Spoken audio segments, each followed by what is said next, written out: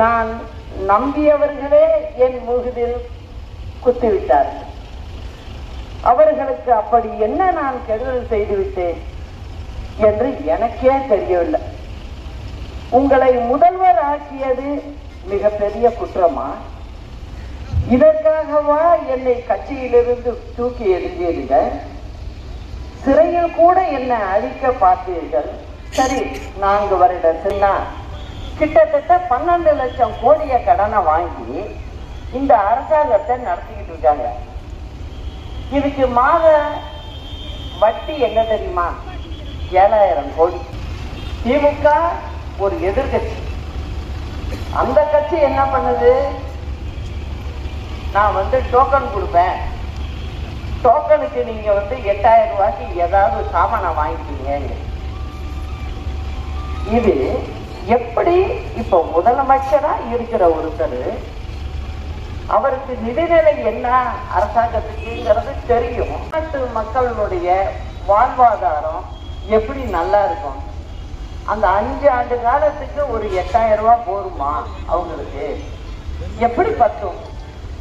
அவங்களுடைய வாழ்வாதாரத்துக்கு உங்களுக்கு வழி சொல்ல தெரியல. ஒரு வெளிநாட்டிலேருந்து ஒரு கம்பெனிகளை நிறுவனங்கள் முதலமைச்சரா இருந்துகிட்டே இருக்கிறவர் சொல்றாரு. அதே போல பாத்தீங்கன்னா ஏற்கனவே முதலமைச்சரா நான் வச்சுட்டு போன ஆள் இருக்காரு இல்லையா, இந்த ஊருக்காரரு, அவரு என்ன சொல்றாரு? ஃப்ரிட்ஜி வாங்கி கொடுக்குறேன், 10,000 ரூபாய் கையில பணம் கொடுக்குறேங்கிறாரு. இவரே இருந்தவர் முதலமைச்சரா, இப்ப இருக்கிறவரு இருந்துகிட்டே இருக்காரு. 2 பேருக்குமே அரசாங்கத்தினுடைய கணக்கு வழக்கு தெரிஞ்ச மாதிரி தெரியல எனக்கு. இல்லைன்னா இப்படி பொய்யான அறிக்கைகளை கொடுக்க மாட்டாங்க யாரும்.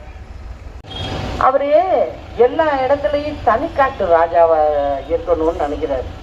கட்சியில பார்த்தீங்கன்னா என்ன தூக்கி வெளில போட்டாரு, நான் தான் முதலமைச்சர் ஆக்குனேன். அந்த விசுவாசம் நன்றி இருக்கணுங்க மனுஷருக்கு, யாரா இருந்தாலும். கேட்கணுமா வேண்டாமா? கேட்கணும். ஆனா கேட்கல. அப்போ எனக்கு ஒரு சந்தேகம் இருந்துச்சு, இவங்க 2 பேரும் அண்டர்ஸ்டாண்டிங்லயே போறாங்களோ அப்படிங்கிற சந்தேகம் ரொம்ப இருந்தது. ஏன் அப்படின்னு பாத்தீங்கன்னா, இந்த கொடநாடு கேஸ், இவர் முதலமைச்சரா இருக்காரு, நான் வச்சு உட்கார வச்சுட்டு போனாலும் முதலமைச்சரு. ஆனா இவர் இருக்கும் போதே அங்க ஆள் உள்ளார போகுது. எத்தனை பேரு செத்துருக்காங்க.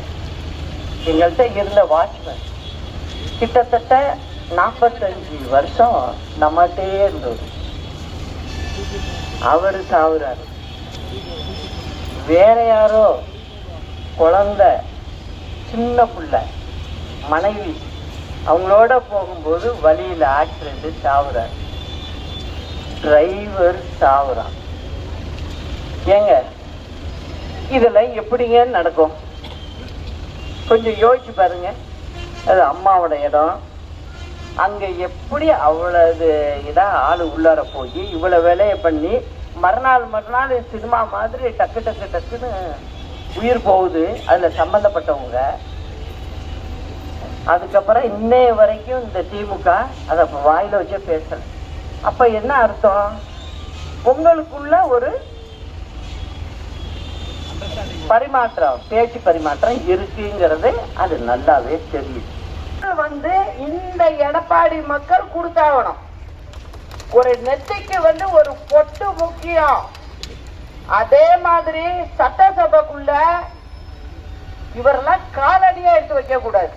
எதுக்காக சொல்றேன்னா, மக்களை வச்சுதான் எல்லாமே. அந்த மக்களுக்கும் துரோகம் பண்றீங்க. இங்க இருந்து உங்களை ஆக்கு உட்கார வச்சுட்டு போறவங்களையும் எந்த ஊருங்கிறீங்க? யாரு இவங்களா அப்படிங்கிறீங்க.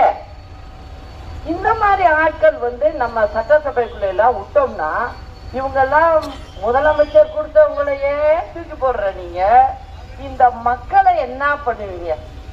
நான் அதை உங்க நினைப்புக்கே விட்டுறாங்க. என்ன நடக்கும்? இவர் போய் என்ன பண்றாரு, கோபிச்செட்டிப்பாளையத்துல நேற்று மீட்டிங், அதுல சொல்றாரு செங்கோட்டையனுக்கு நன்றியே இல்லை, கொஞ்சம் கூட இல்ல. ஏங்க இவர் பேசலாமா? அத வேற யாரும் பேசினா வேற, இவரு பேசலாமா? கண்ணாடி எடுத்து தான் முகத்தை பாத்துக்கிறது இல்ல. நீங்க யாருக்கு துரோகம் பண்ணிட்டு நன்றி இல்லாம நீங்க பேசுறீங்கன்னு உங்களுக்கு தெரியல. உங்களுக்கு இது வேணா தெரியாம இருக்கலாம், ஆனா தமிழ்நாட்டு மக்களுக்கு நல்லாவே தெரியுங்க. அதே போல பாருங்க, இந்த தம்பி விஜயோடைய ஆளு இங்க நிறுத்திருக்காங்க. ஏங்க நான் என்ன கேக்குறேன், எந்த கட்சியா இருந்தா என்ன, போட்டிக்கு நிக்கிறதுக்கு உரிமை இல்லையா? ஒரு ஜனநாயகத்துல யார் வேணாலும் போட்டி போடலாம். வெற்றி தோல்விங்கிறது அது மக்கள் கொடுக்குற தீர்ப்பு, அதை விடுங்க, அது சரி. ஆனா நிக்கிறதுக்கே விடாம நீங்க ஒரு கல்யாணத்துல தீப்ப ஒழிச்சிட்டாங்களாம், அந்த மாதிரி நீங்க பண்ணா வெற்றி பெற்ற முடியுமா? இதுல நம்பால வேலைதான் ரொம்ப இருக்கு, நானும் கேள்விப்பட்டேன். அதுக்குதான் என்ன பண்ணனா, நம்ம வேட்பாளரை வெளியிலே சொல்லல, கரெக்டா நம்ம வேட்பாளர் 2 மணிக்கு உள்ள போறாரு. அது வரைக்கும் ஒரு சந்தோஷம் இருக்கட்டும், அப்பா இந்த அம்மா இங்க நிறுத்தல அப்படின்னு ஒரு நினைப்ப கொடுத்து அடிச்சோம் உள்ளர.